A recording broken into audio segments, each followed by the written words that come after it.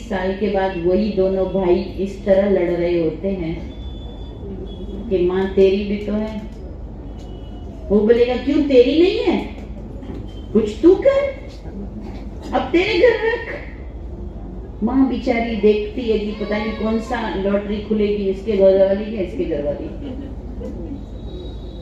एक माँ ने मुझे कहा था, मेरे 4 बेटे हैं, हर 3 महीने के बाद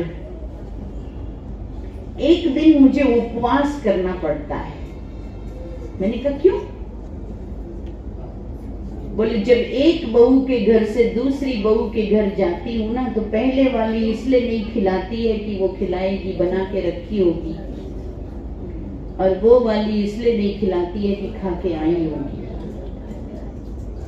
मैंने अभ्यास कर लिया है कि 3 महीने में एक दिन उपवास कर लूंगी। ये अपने आसपास हो रहा है।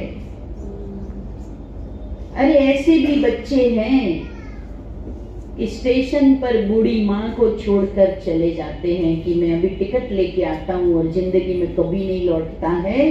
फिर वो बूढ़ी माताएं कहीं भगवान के मंदिर में तो कहीं ऐसी कोठरियों में शरण लेती है और अकेली जीवन बिताती है, या मंदिरों के बाहर भीख मांगती है, या भगवान की मालाएं गूंथ कर, या भगवान के छोटे छोटे वस्त्र बनाकर।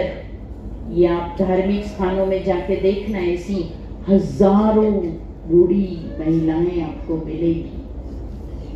अरे कहाँ गया वो दिन जब कहते हैं कि माँ के चरणों में जन्नत होती है। मुस्लिमों में भी ये कहा गया है, माँ के चरणों में जन्नत होती है।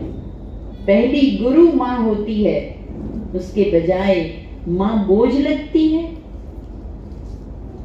मैं ये भी कहती हूँ कि उम्र के साथ बुजुर्गों को भी बच्चों को समझने की आदत डालनी चाहिए।